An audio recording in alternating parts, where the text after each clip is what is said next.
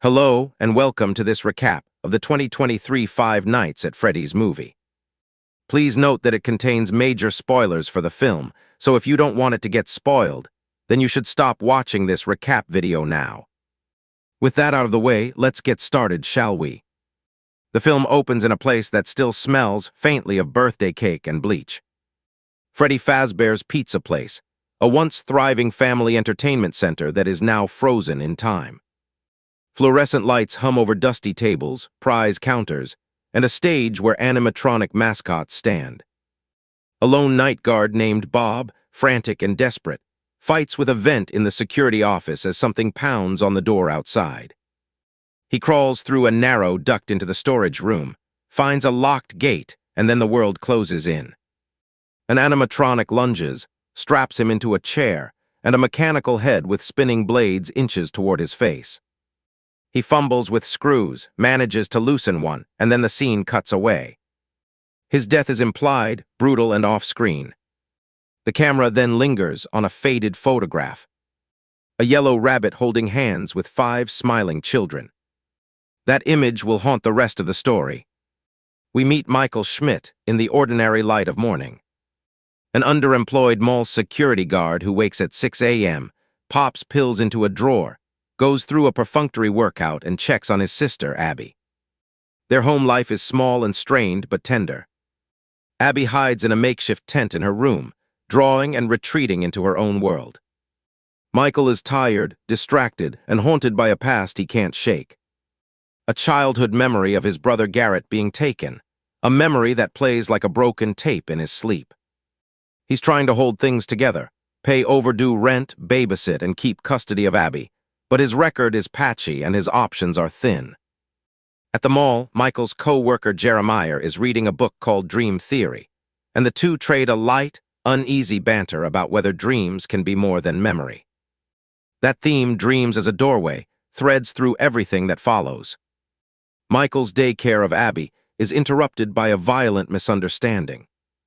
He mistakes a father for a kidnapper and chases him through the mall, only to be humiliated after assaulting him. And then a little later, Mike is scolded by his career counselor, Steve Raglan. Steve's office is a turning point. He reads Michael's poor employment history aloud, then almost casually offers him a security gig at a place with terrible hours and high turnover. It's not a great job, but it's a job, and Michael, desperate to prove he can provide for Abby, takes it. The first night shift at Freddy Fazbear's is quieter than Michael expects, but sleep brings him back to the worst night of his life. He dreams of the camping trip where Garrett vanished, and this time the dream is different. 5 children appear, ghostly, distant, and always just out of reach. When Michael tries to approach them, they scatter, and the dream ends with a sense of accusation and invitation. On his second shift, the dream repeats and escalates. When he reaches for one of the children, he is attacked and jolts awake, wounded. Officer Vanessa Shelley patches him up and gives him a tour of the restaurant, explaining the grim history. The place closed in the 1980s after 5 children were murdered, and their bodies were never found. The animatronics, she says, are more than machines in the eyes of the town. Outside the restaurant, Michael's life is under siege. His Aunt Jane, who wants custody of Abby, hires vandals to break into the pizzeria and get Michael fired. That plan backfires in the most horrific way. The animatronics, Freddy, Bonnie, Chica, Foxy, and a smaller figure called Mr. Cupcake activate and slaughter the vandals. Among the dead is Max, Abby's babysitter, and Michael is forced to bring Abby to his next shift. The stakes shift from job security to survival and protection. What follows is a strange, heartbreaking inversion. The animatronics befriend Abby. They are gentle with her, and protective in a way that feels almost parental. With Michael, though, they are hostile, as if they sense something in him they don't trust. Michael learns the truth in pieces. The animatronics are possessed by the ghosts of the 5 murdered children, and their leader is a blonde boy who keeps mentioning a yellow rabbit. The phrase hangs in the air like a riddle. Michael's dreams grow more insistent and sinister. The children in them offer him a bargain, stay with Garrett forever, but only if he gives them Abby.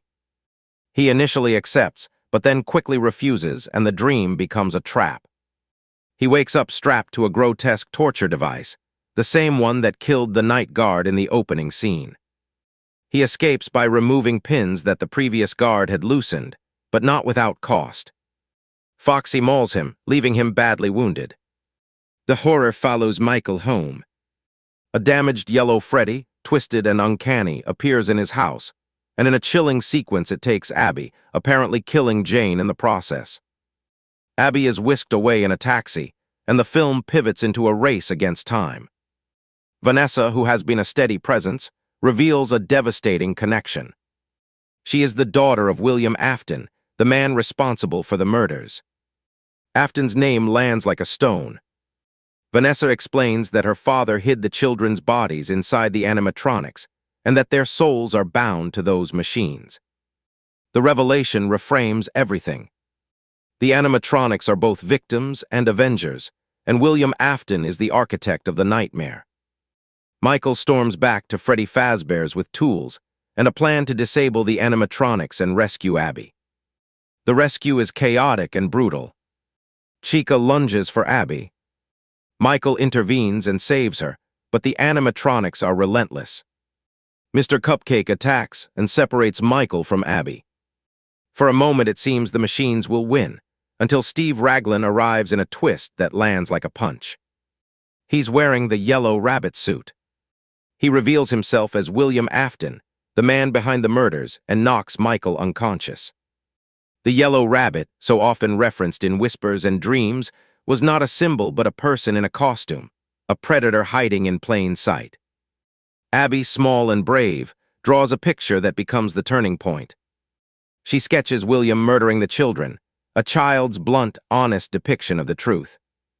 Vanessa, torn between family and conscience, tries to stop William but is stabbed in the struggle and falls into a coma. Abby's drawing is shown to the animatronics, and the machines finally understand the truth in a way they can act on. They turn on William. In a grisly, mechanical justice, Mr. Cupcake bites into the suit, triggering internal springlock mechanisms that fatally wound Afton in a springlock failure. The animatronics drag him into a back room, as Michael and Abby carry a wounded Vanessa out. She is rushed to the hospital and slips into a coma. The film closes its main arc with a bittersweet, uneasy victory. William Afton is defeated, Abby is safe for now, and Michael continues to care for her, trying to stitch their lives back together. But the final moments refuse to let the audience rest. In the back room of the restaurant, William Afton is still alive, clutching at his wounds while twitching in the spring-locked Spring Bonnie suit, pain and something like defiance on his face. One of the ghost children closes the door, leaving him in the dark.